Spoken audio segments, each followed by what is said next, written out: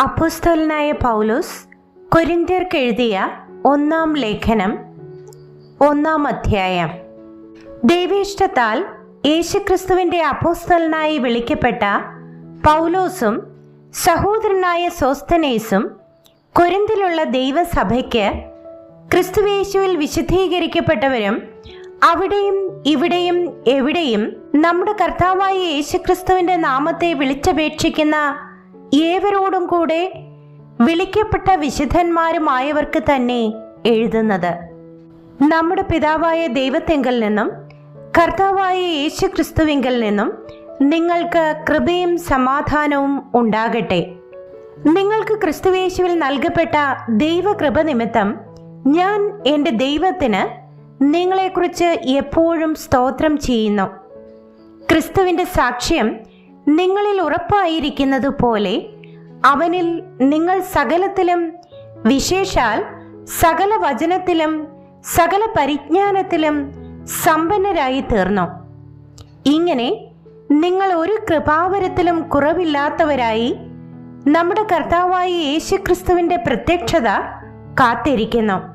നമ്മുടെ കർത്താവായ യേശുക്രിസ്തുവിന്റെ നാളിൽ കുറ്റമില്ലാത്തവരായിരിക്കേണ്ടതിന് അവൻ നിങ്ങളെ അവസാനത്തോളം ഉറപ്പിക്കും.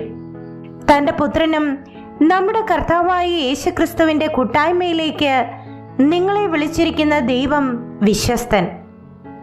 സഹോദരന്മാരെ, നിങ്ങൾ എല്ലാവരും ഒന്ന് തന്നെ സംസാരിക്കുകയും നിങ്ങളുടെ ഇടയിൽ ഭിന്നത ഭാവിക്കാതെ ഏക മനസ്സിലും ഏക അഭിപ്രായത്തിലും യോജിച്ചിരിക്കുകയും വേണം എന്ന് ഞാൻ നിങ്ങളെ നമ്മുടെ കർത്താവായ യേശുക്രിസ്തുവിന്റെ നാമം ചൊല്ലി പ്രബോധിപ്പിക്കുന്നു. സഹോദരന്മാരെ, നിങ്ങളുടെ ഇടയിൽ പിണക്കമുണ്ടെന്ന് ക്ലോവിയുടെ ആളുകളാൽ എനിക്ക് അറിവ് കിട്ടിയിരിക്കുന്നു. നിങ്ങളിൽ ഓരോരുത്തൻ ഞാൻ പൗലോസിന്റെ പക്ഷക്കാരൻ, ഞാൻ അപ്പല്ലോസിന്റെ പക്ഷക്കാരൻ, ഞാൻ കേഫാവിന്റെ പക്ഷക്കാരൻ, ഞാൻ ക്രിസ്തുവിന്റെ പക്ഷക്കാരൻ എന്നിങ്ങനെ പറയുന്നു പോൽ ക്രിസ്തു വിഭാഗിക്കപ്പെട്ടിരിക്കുന്നുവോ? പൗലോസ് നിങ്ങൾക്ക് വേണ്ടി ക്രൂശിക്കപ്പെട്ടുവോ?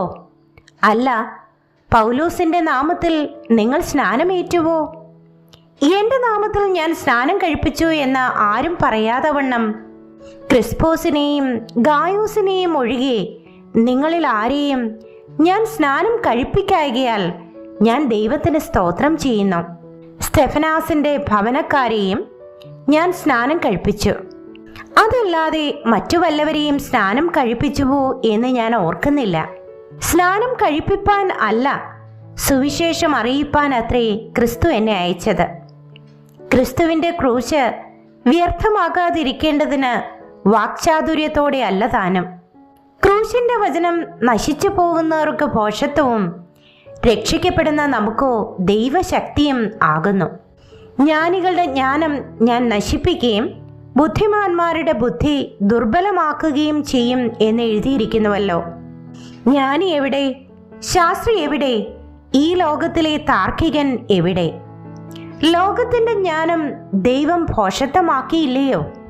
ദൈവത്തിന്റെ ജ്ഞാനത്തിൽ ലോകം ജ്ഞാനത്താൽ ദൈവത്തെ അറിയായ്ക കൊണ്ട് വിശ്വസിക്കുന്നവരെ പ്രസംഗത്തിന്റെ ഭോഷത്വത്താൽ രക്ഷിപ്പാൻ ദൈവത്തിന് പ്രസാദം തോന്നി. യഹൂദന്മാർ അടയാളം ചോദിക്കുകയും യവനന്മാർ ജ്ഞാനം അന്വേഷിക്കുകയും ചെയ്യുന്നു. ഞങ്ങളോ ക്രൂശിക്കപ്പെട്ട ക്രിസ്തുവിനെ പ്രസംഗിക്കുന്നു. യഹൂദന്മാർക്ക് ഇടർച്ചയും ജാതികൾക്ക് ഭോഷത്വവുമെങ്കിലും യഹൂദന്മാരാകട്ടെ യവനന്മാരാകട്ടെ വിളിക്കപ്പെട്ട ഏവർക്കും ദൈവശക്തിയും ദൈവജ്ഞാനവുമായ ക്രിസ്തുവിനെ തന്നെ. ദൈവത്തിന്റെ ഭോഷത്വം മനുഷ്യരെക്കാൾ ജ്ഞാനമേറിയതും ദൈവത്തിന്റെ ബലഹീനത മനുഷ്യരെക്കാൾ ബലമേറിയതും ആകുന്നു. സഹോദരന്മാരെ, നിങ്ങളുടെ വിളിയെ നോക്കുവിൻ. ലോകാഭിപ്രായ പ്രകാരം ജ്ഞാനികൾ ഏറെയില്ല, ബലവാന്മാർ ഏറെയില്ല, കുലീനന്മാരും ഏറെയില്ല. ജ്ഞാനികളെ ലജ്ജിപ്പിപ്പാൻ ദൈവം ലോകത്തിൽ ഭോഷത്വമായത് തിരഞ്ഞെടുത്തു. ബലമുള്ളതിനെ ലജ്ജിപ്പിപ്പാൻ ദൈവം ലോകത്തിൽ ബലഹീനമായത് തിരഞ്ഞെടുത്തു. ഉള്ളതിനെ ഇല്ലായ്മയാക്കുവാൻ ദൈവം ലോകത്തിൽ കുലഹീനവും നികൃഷ്ടവുമായതും ഏതുമില്ലാത്തതും തെരഞ്ഞെടുത്തു. ദൈവസന്നിധിയിൽ ഒരു ജഡവും പ്രശംസിക്കാതിരിക്കേണ്ടതിന് തന്നെ.